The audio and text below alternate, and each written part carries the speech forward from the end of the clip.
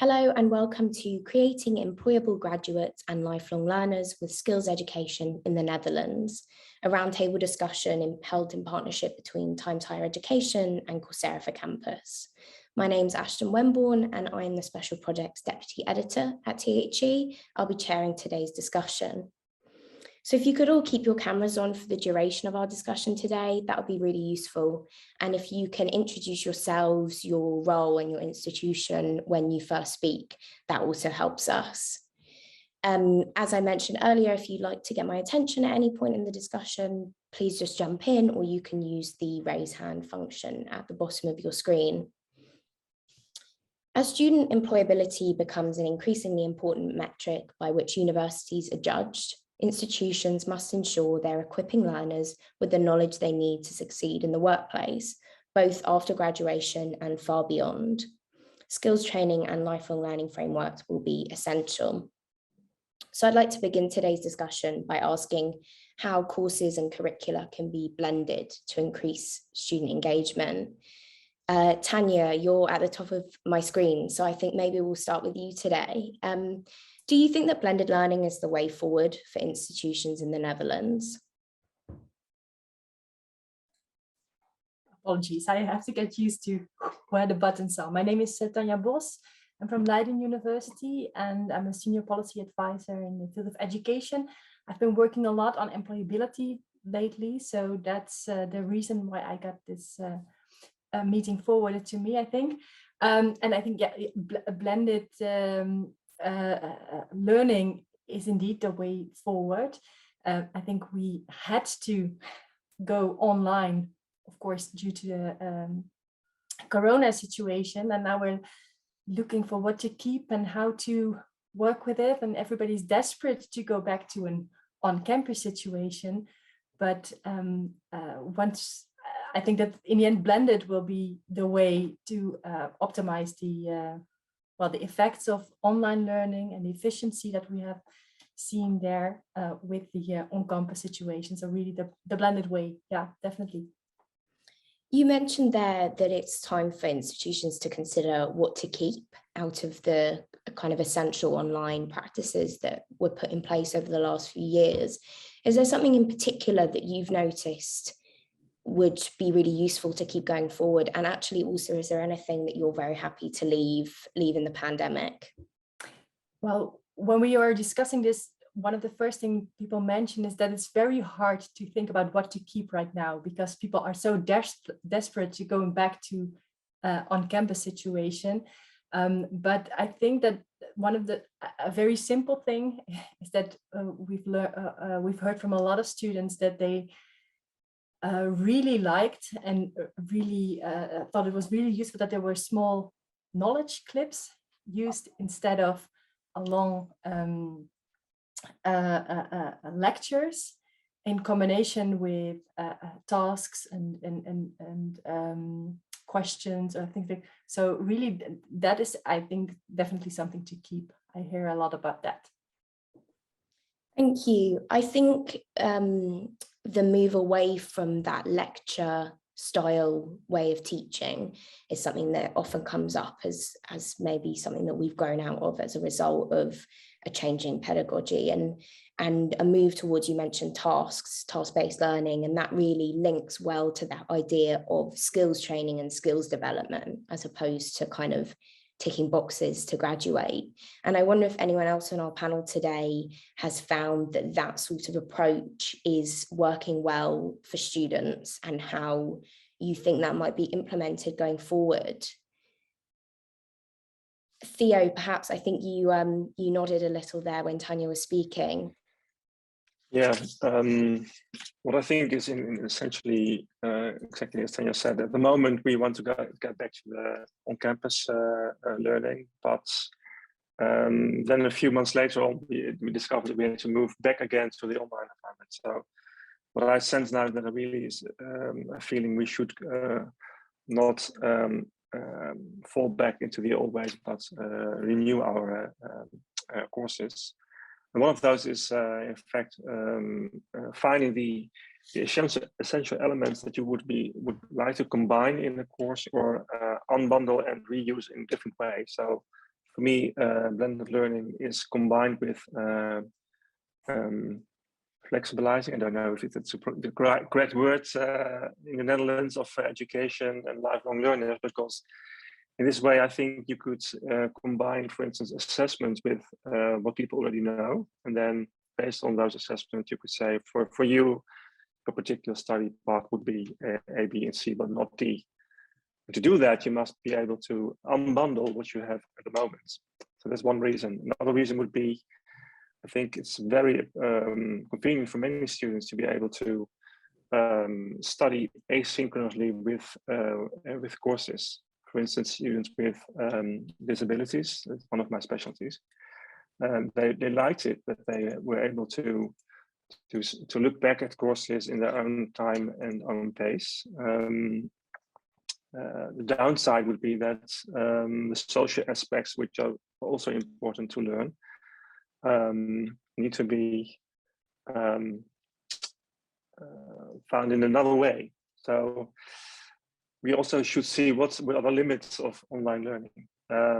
Can you replace everything, or if so, if not, how will you enforce, for instance, especially social skills and discussing or tasks you have to do with other students, which will be online differently than when you would do it in class. That's what I think is important in these matters. Yeah.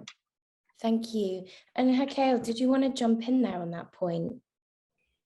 Yes, I think one point that we would like to avoid is to have this translation of one-to-one face-to-face class to remote teaching. So we definitely don't want to have people doing the synchronous interaction with the students, just teaching for hours and hours using Zoom or any other. In the case of IG, we use Big Blue Button and Jitsi. We don't want that. What we are trying to implement at IHE Delft is to have a combination, indeed, towards blended learning, and based on the flipped classroom learning. And there we are proposing a mix of activities, synchronous and asynchronous, that can take place online, so that we find the balance, as Theo said, that you have the social skills and the interaction, you keep it for the synchronous moments, and also, but then you use the interaction with the teachers as quality time as well. Huh? That is, they prepare at home, the students will or read something or prepare some kind of material beforehand, and then they come to the classroom with questions. That's really about activating the students, and that's a model that I know TU Delft and IEG use a lot here, that we really try to have a student-centered learning, that the student take responsibility for their learning. And I think this has really is very important for the lifelong learning component as well, that you learn how to, right, where to find the information you need and to keep learning along your career. That's what I would like to add. Thank you very much. That idea of the move towards a flipped classroom and a student-centered approach, and Theo also mentioned about giving students the flexibility to choose perhaps how and when they learn.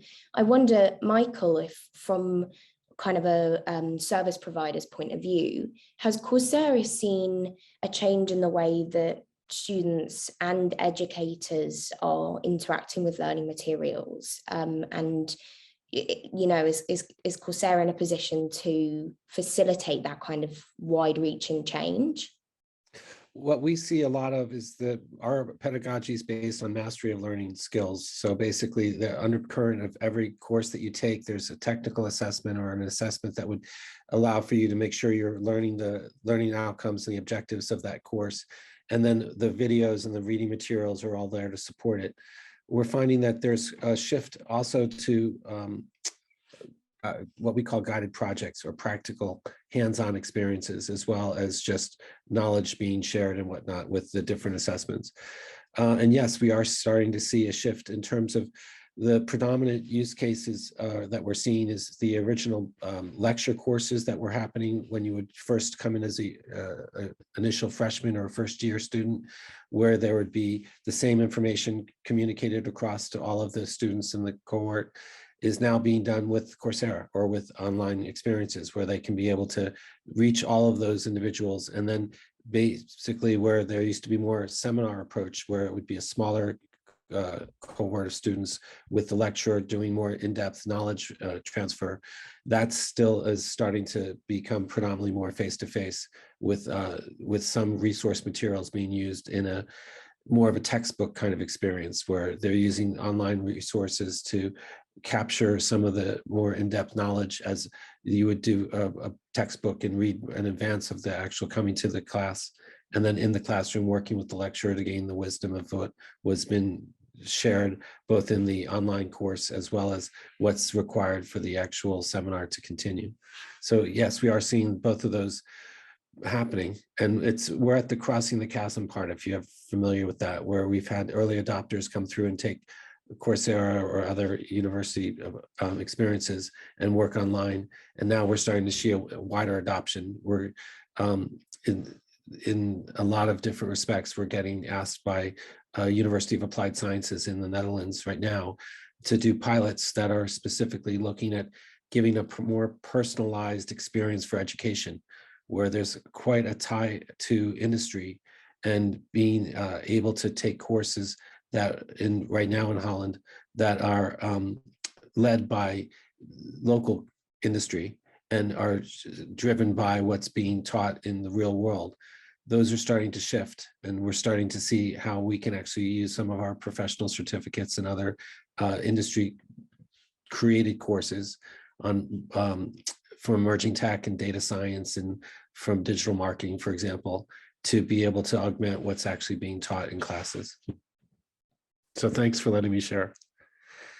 Thank you, Michael.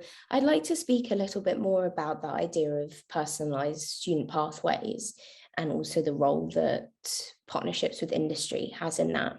And those seem like really essential aspects to that skills training and employability conversation that we're having. So Marguerite, perhaps you could speak to us a little bit about what a personalized pathway looks like.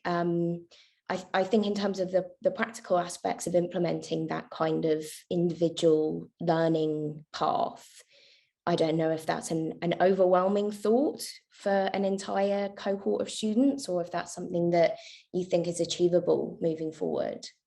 I think it is. And sorry, my name is Margriet Schreuders. I work at Maastricht University, and I'm director of the student affair or service provider. And we also have the employability team within our service center. We at Maastricht, we already work with problem-based learnings. I think a lot of you know that. So we're not very much used to big lectures, but we are already on campus, working in small groups. And I think that already affects the personal or the personalization of the education for our students. And what we've been investing in right now is creating a toolkit that students can use for themselves to see how employable they are and what skills they need to develop further. And it doesn't come down to writing a good resume or how to do a job interview. Of course, that's part of it as well, but it's more about the soft skills. How can you work in a constantly changing environment? How can you perform in groups? How can you be resilient? I think that's one of the key things that we're trying to learn our students. So with the problem-based learning courses that people take because they do a certain study, and then as an add-on, this more personalized toolkit that they can use to get these lectures, workshops, personalized even coaching conversations with an employability coach here really helps to, I think, promote the knowledge of a student, how they, when they graduate, can become a global citizen, a true global citizen. And I think industries are looking for these types of people that know themselves best. Thank you. I wonder if if there's a risk of allowing students to choose their pathway in a way that's potentially limiting, you know, if they're especially haven't graduated yet, by reducing the scope of their learning. Do you think that there's a risk that they graduate and then realize that perhaps a different pathway might have been more suitable or more relevant? Or do you think that, I suppose you mentioned soft skills, Marguerite, and perhaps where personalization comes into its own is in those aspects, those kind of universal skills, as opposed to kind of the more technical part. Would you agree with that? Well, I think it's an interesting question, to be honest. I don't think we see a lot of students not graduating here because we informed them about different types of skills that they weren't aware they needed and that they choose a different path. And no, I think it helps students to be recognized as an adult. All students are adults, young adults though, but I think it helps them to be taken more seriously themselves and then choose the right path that they're in. So I don't see the risk, but maybe I don't really understand your question. I'm really curious to find out what other people in this Zoom meeting think about your interesting question. Would anyone else in our panel like to jump in on that? Peter, please go for it. Yeah, I think that, can you hear me? Because I haven't tried this now. Good. I think it's also got a lot to do when it comes down to the way that the curriculum is built. So if we look at soft skills and employability skills, then particularly at universities of applied sciences, but I should hope also at research universities, that those are core central to almost all the programs being studied. You know, unless you're doing programs which are really only leading to scientific researchers who will be embedded in the university environment later. So I do think it's, being a Brit in the Netherlands, one of the things that I've really noticed in the last 30 years in higher education is that the Dutch system can sometimes have a tendency to push programs into very, very specialistic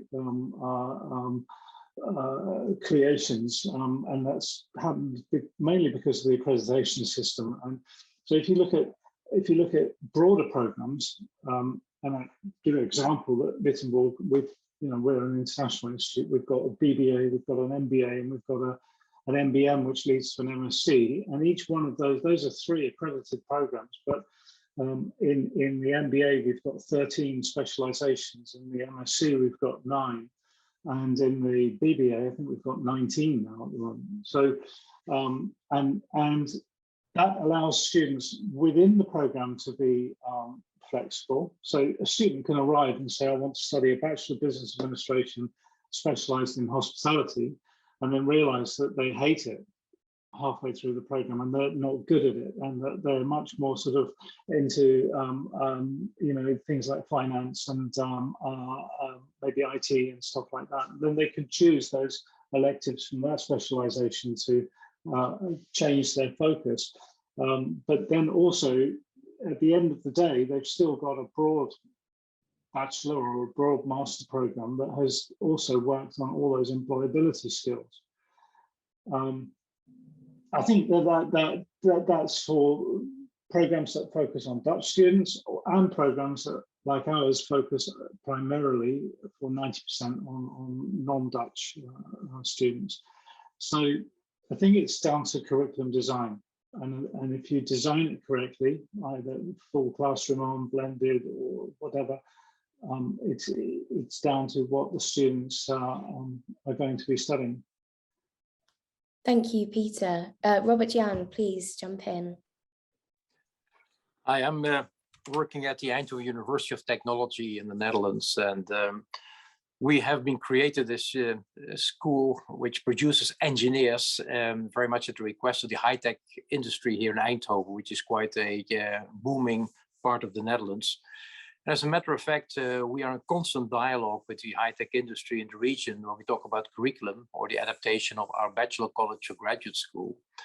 because we see very clearly that the high-tech industry, notably in society, is asking for a complete different type of engineer now than 15 years ago. So the type of engineer they would like to see now is someone who can be problem solving, who can communicate and can work in a team. And that's not necessarily the engineer you had 15, 20 years ago. So we are very much adapting our curriculum, our way of working and teaching and learning actually to the needs of our region, where almost 90% of our graduates find their first job here in the high-tech industry. Challenge-based learning, it was already mentioned by the colleagues from Maastricht, is of course high on our agenda. And very often these challenges are defined by the high-tech industry. And the students then together work on these challenges, often in close cooperation with supervisors from industry. But I think that makes us quite special because of our geographical location and our traditional ties and links with the high-tech industry. Thank you. It's interesting to hear that your course design is quite closely linked to industry partnerships. And would you say that course design at your institution is perhaps even led by industry as opposed to educators, or is that not quite the model that you think is most appropriate? No, that's not a model. I mean, and also the industry wants people, engineers who have a very in-depth, say, disciplinary knowledge. So you still graduate in mechanical engineering. So, I mean, that's still the traditional disciplines, but next to that, they want to have this new type of students who can, who have the soft skills, who can work in a multidisciplinary environment, who can communicate, who are aware of basic principles of ethics in science. But still, the profound disciplinary knowledge is a very strong basis of the education we provide. Yeah. Thank you. When it comes to that, sorry, please, Annelienne. Yes, thank you. Actually, the Erasmus University in Rotterdam, I think it's in that sense quite similar as what Robert Jan has been sketching out. But then, so we have a very large business school, Rotterdam School of Management, and a very large Erasmus School of Economics, and a very large med school, and also a law school. So, and also here we have, so our students were ranked quite high on the employability ranking, particularly because many of our graduates go to the big companies, to the business tracks in the big companies, but also to the ministries. And so we deliver many financial professionals. And also here, of course, you want to renew curricula and add, so we added with the HICA money, we add all kind of personalized tracks for students. But in the end, the employers also ask that we deliver financial and other kinds of professionals. So I think that's also something that is, and as I said in the chat, I'm only here for 4 months, so quite often I will say I don't know yet, or I'm not sure. But I think that is, we have to find a new balance, and also because we want to address rather not disciplinary, but more the thematic themes, also in our education, do more on interdisciplinary tracks. We have a large convergence program in which we collaborate with the Technical University Delft and the Erasmus Medical Center. So I think we're pretty much in a transition phase. You spoke about renewing curricula, and I suppose when embedding skills training into teaching, you first have to identify what skills are in demand and are going to create employable graduates. So what is that process of identifying the right skills training, not just for right now, but for the workplace of the future? What does that really look like? Katrin, maybe you can speak to us on that. Thank you. I'm Katrin. I'm from the University of Twente, and we are working together with all the companies around us a lot as well. It's quite an interesting question because to begin with, you will have to talk a lot with the industry and what they are looking for the next years.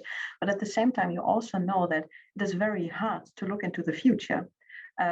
If you ask someone right now, what do you need now, then the answer can be quite correct and specific, but to ask someone, okay, what do you think you might need within 5 years, 6 years, 10 years even, the answer gets fuzzier and fuzzier because no one can look into the future.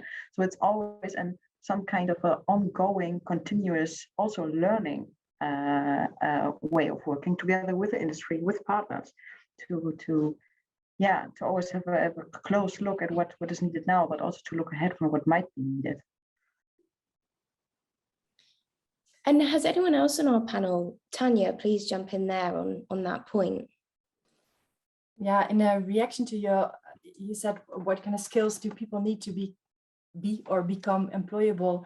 We have been thinking about that also very well. And one of the things we realize is that, as was mentioned, the professionals that are wanted now are quite different from the professionals 20 years ago, but the students that will graduate now will have to work for 20, 40, maybe even more years. So being aware of your own employability and that you have to update it, that you have to reflect on where you are right now and what is needed in your environment, that's a skill in itself that we want to train in our students. And we hope to do that already, well, as a matter of fact, from the start of their study. The choices you make during your study are nice practices for your working life. And that the reflection on how your development is going and where you want to go, that's a skill in itself we want to train during study, and we want to make our students aware that they have to keep that up to date every day of their working life. And that's so as someone said, we're continuously in contact with the employers around us. We want to give that realization to our students as well, that they have to be continuously scanning the environment for what's going on and what that requires them to do. Thank you, Tanya. I think that leads us quite nicely to a conversation about lifelong learning and alumni engagement. But before we go to that part of the conversation, I would like also to just hear from Michael in terms of those, the ability for institutions and educators to identify the relevant skills that their students need. I wonder if Coursera has seen any trends in terms of the courses that are most effectively equipping students with those skills that perhaps our panel can use to inform their own course design. I think it reflects what I've been hearing about your ties and questions to industry. We've got over 30 industry certificates that are currently courses that are 6 to 8 courses with a capstone project that are being created specifically by industry representatives. For example, the Boston Consulting Group is creating ones for business management. The Digital Marketing Institute is creating ones on digital marketing and how to be able to best be able to do an online mix of marketing assets. So we're seeing quite a lot of shift in terms of data visualization, as well as AI and big data and the enhancements that are happening around that. And a lot of that is tied to, again, the job market. What we've recently are creating is what's called a career academy. And these are tied to 200 million jobs that are currently globally available, which are being addressed, that can be done with dealing with the data digitalization that's happening across every sector of employability right now, but also remotely, because these jobs are being able to be delivered remotely and worked on remotely. They're opening up to a global install base of where people can work and gain employment. So yes, specifically, we are actively seeing that, both not at the university level, just at the university level, but also at the country level. We're starting to see ministries of education, and in Europe as well, whole countries starting to look at what can be done. So I know in Norway, we've been working with the NORA, which is the online machine learning resource database, which is being supported by 8 different universities in Norway to be able to make use of best practices in machine learning and AI for all of their various students across each one of those universities, but also tied into industry. So it is very much, yes, we are reflecting what you are seeing in the practical. We're working with the IT and the engineering sector and the local businesses. It's happening globally with global brands, and it's also happening with the industry partners that we have that are on Coursera.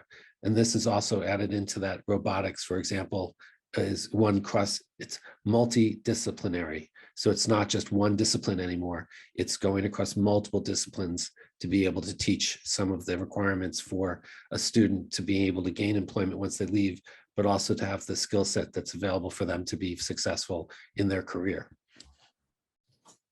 Thank you, Michael. So returning to that idea of alumni engagement, Marguerite, that seemed like maybe something that resonated with you. And I'd like to hear about what your framework for lifelong learning currently looks like. Yeah, thank you. We're still taking baby steps, to be honest, in lifelong learning and alumni engagement. But we're working on creating our own lifelong development academy here at Maastricht. I think, like a lot of universities in the Netherlands, because the policy changes that have been made by our government, well, it stimulated us all, I think, to think about that more and more. What we really would like to create is making sure that if you were for a few years part of our academic society and you leave for a job, you can, well, still come back to this society where you can still be part of and take a few courses and then go back to your employer or whatever other things you're doing. And I sincerely also think that this really helps to well, not make the university like an ivory tower institute where you go for a few years and then you leave or you stay as a scientist, but that it helps to create this more societal view of a university. And in this respect, I would like also to mention, and I know for a fact that in Eindhoven, Delft, they have the same thing, but we have these campuses. Our campuses are called Brightland campuses, so we work with industry. We work with young students, we work with small entrepreneurs, also young entrepreneurs that are just coming from uni. And I think that's also a very interesting way of helping people to already get a glimpse of what future life after university would look like, what you need to be a good employer or a good entrepreneur. And then also helps the industry to see what type of students are coming off university and what, well, that they can pick and choose what they want and see what skills have developed within these people, and maybe be more like in the same level discussion with students than seeing them only as people who want to come to work for a certain company. Thank you. I wonder, Jorn, if that model of reskilling and kind of short courses throughout a graduate's career is something that you're seeing gaining popularity. Well, to introduce myself, I work for the Hubbard University in Nijmegen, for the Hubbard Academy, lifelong learning umbrella academy for all the university, all faculties. And what we did, we also worked together with alumni very closely, because we started with a young professional program 2 years ago, because we saw there were a lot of people that graduated from our university and were having difficulties of finding a job or performing or excelling in that job, in the first job they have. Because there's, in my opinion, a mismatch between the things we teach them, especially in the university, and the things you need to do in your first job. So actually to fill this gap or to do something about this, we started with the young professional program. We focused mainly on our own alumni, who just recently graduated, to give them a 6 to 8 week program where they learn all the skills, like all the professional skills that are needed on the first job, like self-knowledge, what are my talents, my values, communication skills, but also resilience, how to deal with setbacks, how to deal with criticism, how to be innovative and creative, all these skills. And actually, of course, it's the wrong way around, because we would like to have it in your main regular study already, so we don't have to fix it afterwards. But I think it's an interesting program, because we also really see what are the mismatches and what are the students missing when they come in our program and when they experience already their first year of working. And based on this program, we also make a program together with the Provincie Gelderland, so the regional government here in this region, especially for the spatial planning domain, because what they recognized was that the students that they were attracting for spatial domain, they were or going to other companies to work for, or they have a big mismatch, so they needed maybe up to 2 years to be up speed, to be really effective in their work. So what we do now is we make a 1 year program, like a new professional program plus, that helps them in the first year working for a local government in this area, in the spatial domain, to be more effective. So young professional program plus extra spatial planning modules plus working for the government. And we also created this program together with people from the government, local government. So they also gave us input on what kind of modules should be in this program. So I think working together with alumni, they have contact with the alumni that we know, and also with local industry, what also been said before. I think it can really help to also address what are the skills needed to excel in your first job. Because in my opinion, I'm happy to hear that most of your regular studies already are really focusing on this. In my perspective, we don't do that enough yet. And we maybe understand that there's a mismatch, but to really feel what it is, I don't think we are there yet. Thank you. That was really interesting that you're designing a sort of short course to maybe patch up the skills that haven't quite translated into the workplace. And you said that you feel as though that's being done the wrong way around at the moment. So do you think that those skills need to be embedded in the kind of main body of a course, and then that mismatch is kind of solved? As you said, you're not fixing the problem after it's been created. Yeah, it's like the mosterd na de maaltijd in Dutch, we say. I'm not sure what it is in English. But I also work for the Honors Academy in Rotterdam, and there we with honor students, so we have more time and more personal approach. So we can really give them the skills modules. We can really let them work in interdisciplinary think tanks on specific societal topics. So in my opinion, I think as an honor student, you're very more equipped to start working on the job market than as a non-honor student. And of course, there's a difference because you're voluntarily you enroll for this program. But I would like to give also non-honor students this opportunity to be more prepared for the job market. Yes, and I think that's another interesting point, that lifelong learning doesn't necessarily mean the same thing as alumni engagement, because reskilling throughout a career doesn't necessarily have to be linked to your original institution. And there kind of is an aspect of widening participation, perhaps, if people who didn't previously go through the higher education system are able to then just, kind of plug in a course that's perhaps a few weeks, so that they're able to progress in their career. I think, Marguerite, you mentioned the idea of creating kind of well-rounded global citizens and people who can contribute to society more well-roundedly. So perhaps, Theo, we can go to, oh, sorry, Robert, please jump in there. Yeah, no, on this lifelong learning, I think we have to also be fair. This is something which politicians in The Hague have put high on the agenda for the last 20, 30 years. It has to be done.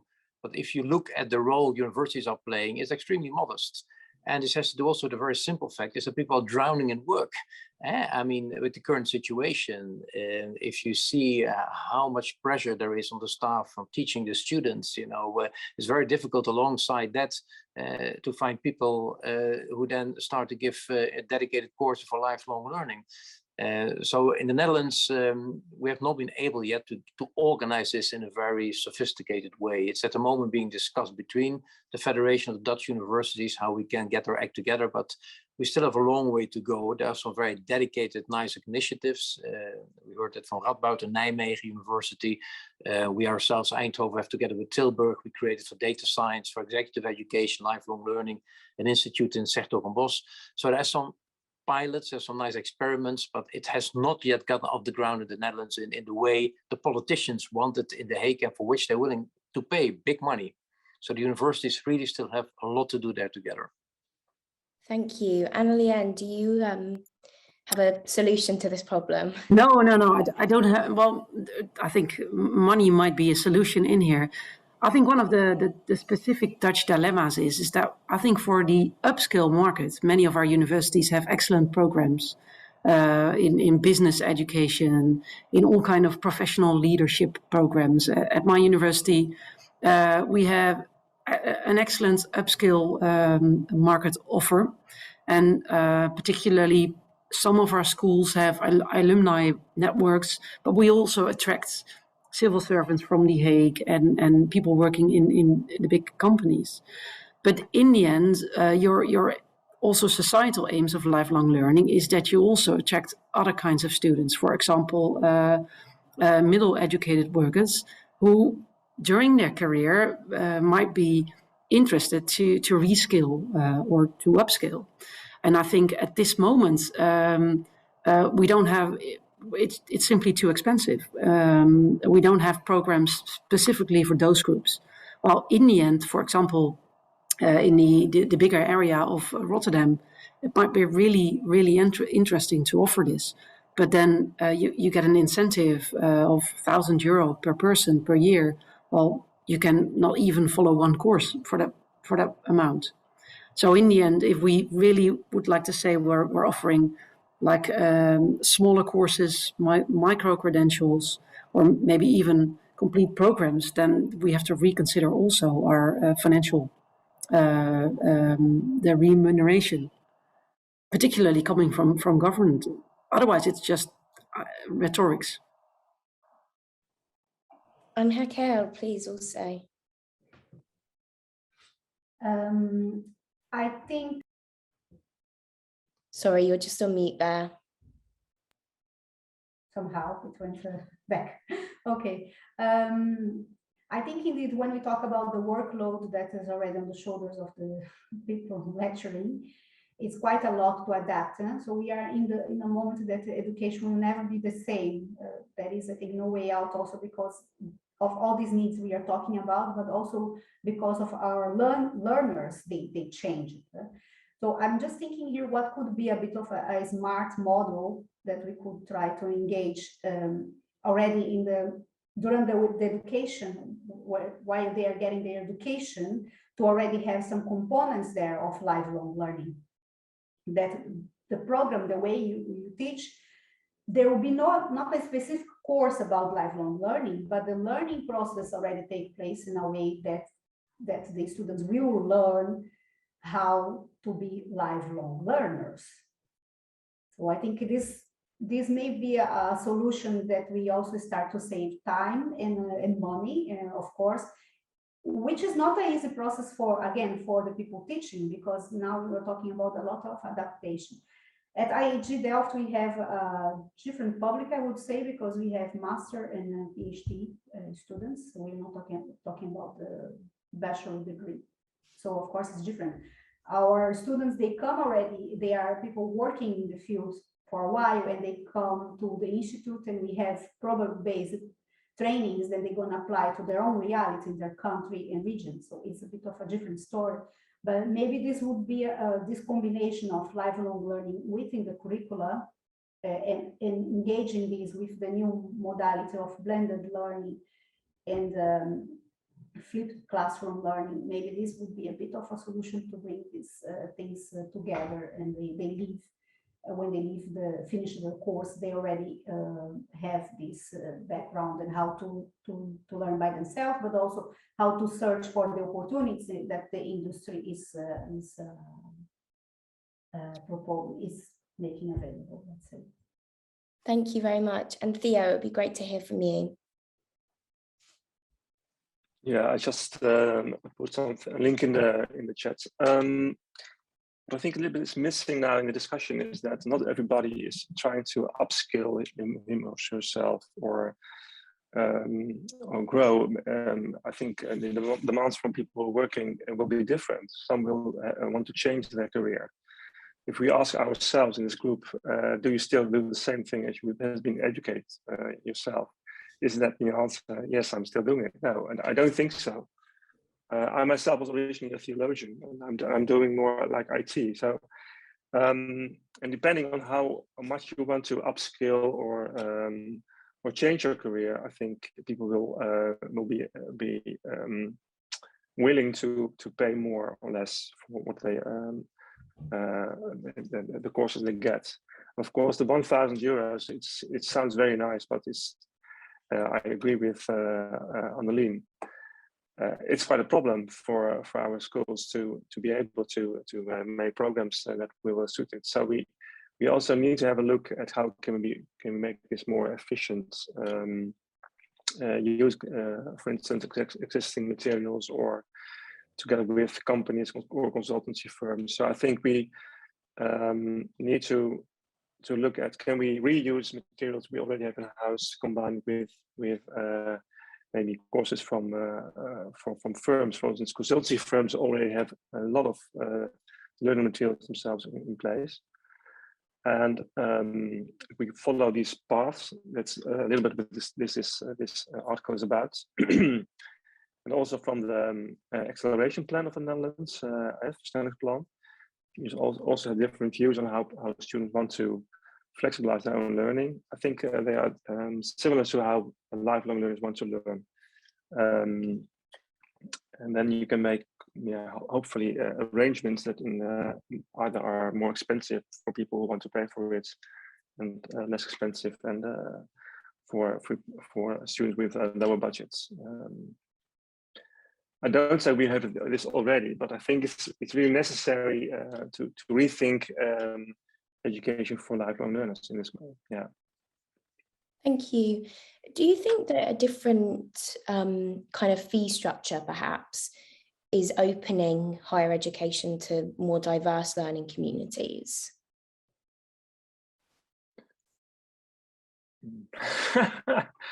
The thing is, we don't know yet how it will go, because the current system will change, I think, because you cannot have the current system and next to it a flexible enrollment in only courses, for instance. So how is the government going to fund this? It will be one of the main questions the next years, I think. And I expect courses to follow the money. So if we start funding courses, this will change maybe quickly.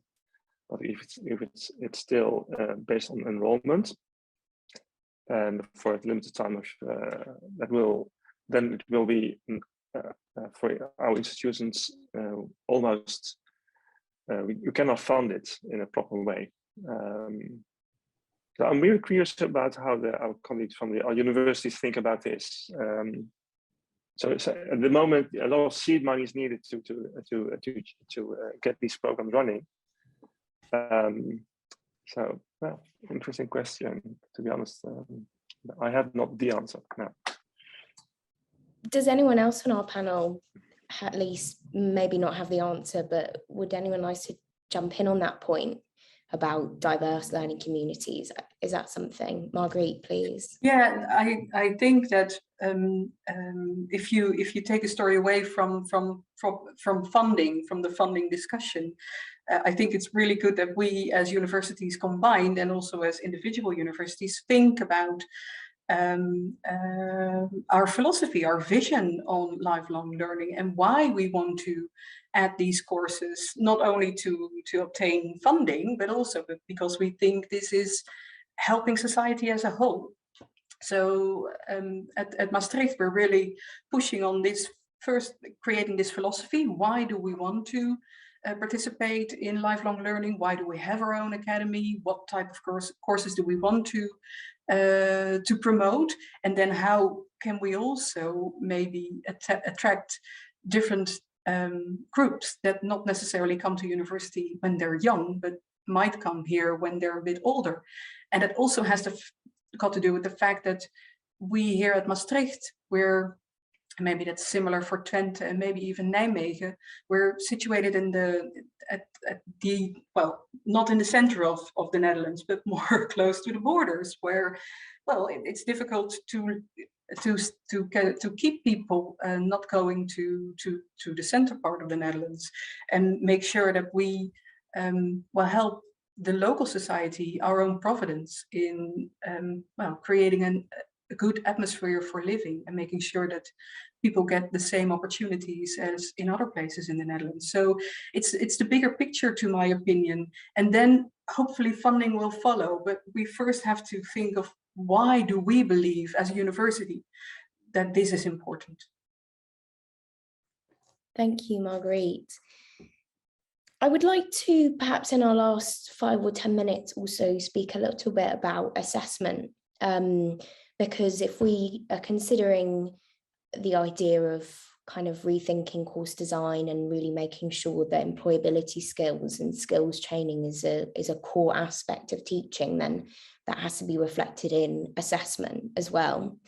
I wonder if the way that you're assessing your students has changed in any notable way in recent years, or if you're considering taking a different approach to assessment.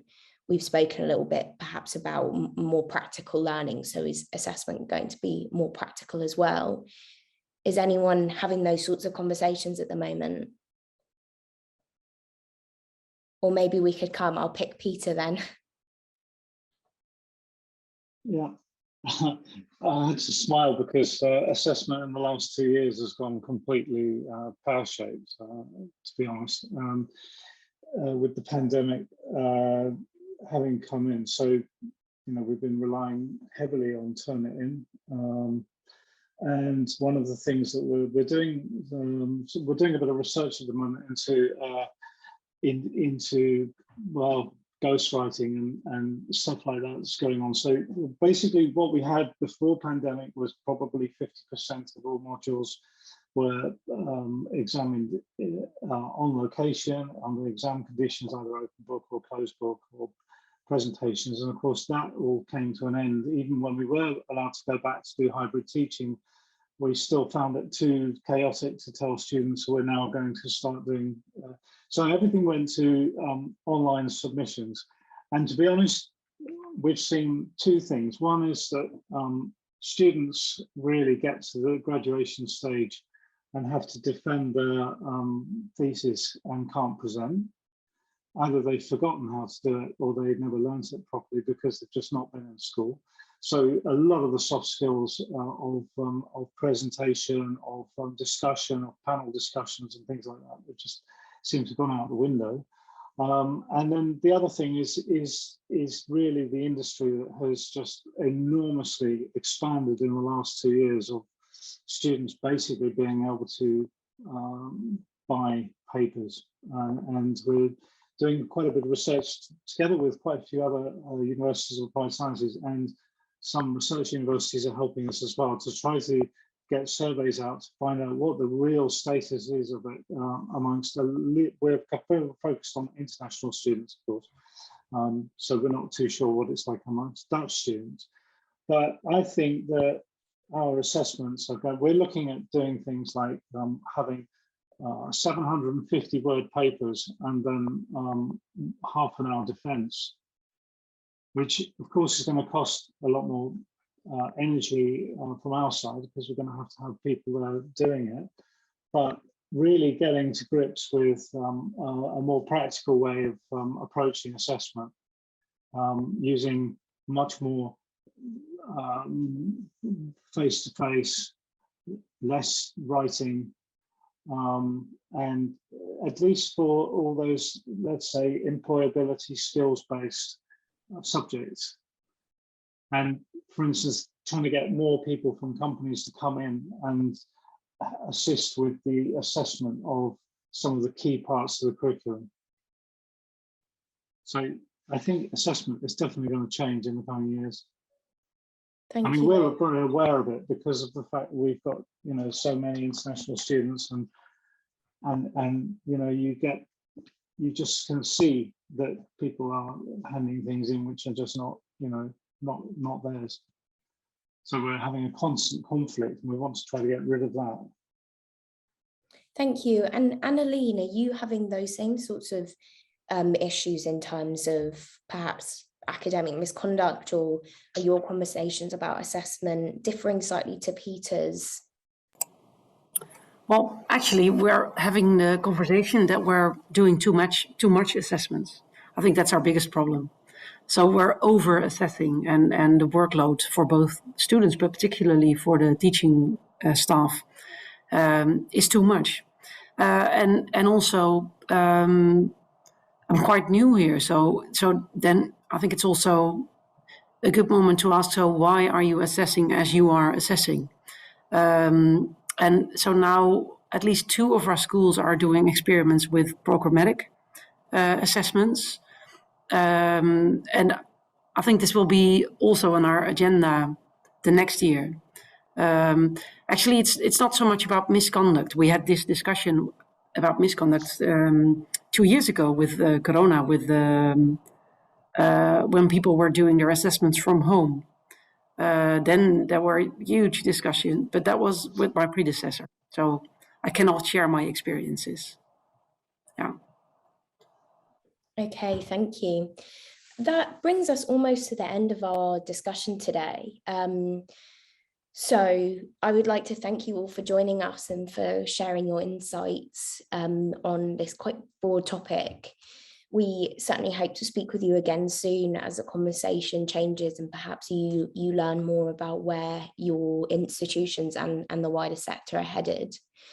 There will be a video summary and a written summary of today's discussion, so please do take a look at that if you'd like to revisit any of our conversations today.